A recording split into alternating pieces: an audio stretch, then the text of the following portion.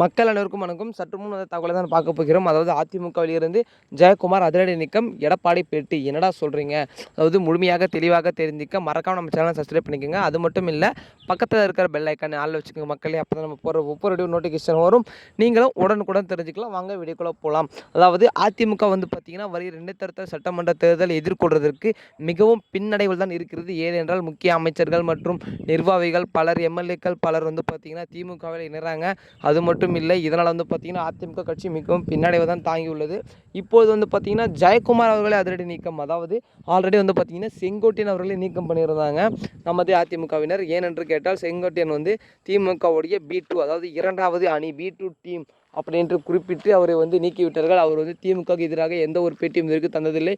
திமுக கட்சியை வந்து எந்த ஒரு அசுதூரான வார்த்தைகளையும் பயன்படுத்தவில்லை அப்படின்ட்டு தெளிவாக சொல்லியிருப்பார் நமது எடப்பாடி அவர்கள். இவர்களும் பார்த்தீங்கன்னா, அதாவது ஜெயக்குமார் சொல்லியிருப்பார், திமுக எதிராக பேசியிருப்பார் அப்படின்னு கேட்டிங்கன்னா, செங்கோட்டையனும் ஜெயக்குமாரும் ஒரு கூட்டணி. இவர்கள் இருவரும் சேர்ந்து தான் திமுகவுக்கு வந்து பார்த்திங்கன்னா ஆதரவாக இருந்தார்கள் அப்படின்ட்டு சமூக வலைதளம் ரொம்ப வைரலாக பரவிட்டுருக்கு. அதனால் வந்து பார்த்திங்கன்னா அதிமுகவில் இருந்து ஜெயக்குமாரை அதிரடி நீக்கம் செய்வதாக எடப்பாடி வந்து பேட்டி அளிப்பதாக தகவல்கள் கசிந்திருக்கிறது.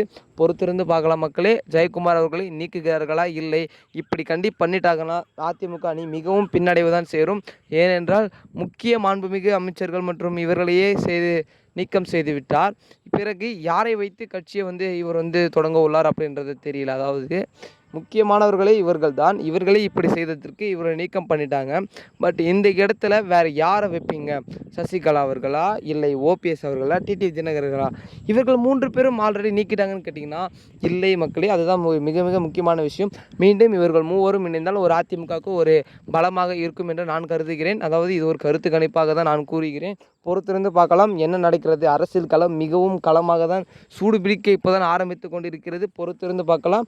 யார் அடுத்த முதலமைச்சர் மற்றும் அதிமுக ஜெயித்திருமா, இல்லை திமுக மீண்டும் ஆட்சியை பிடிக்குமா, இல்லை தாவேகா புதிதாக வந்து தமிழ்நாட்டை ஆளுமா என்பதை பொறுத்திருந்து பார்க்கலாம் மக்களே. அடுத்த வீடியோவில் அடுத்த புதிய தகவலுடன் சந்திக்கிறேன். நன்றி, வணக்கம்.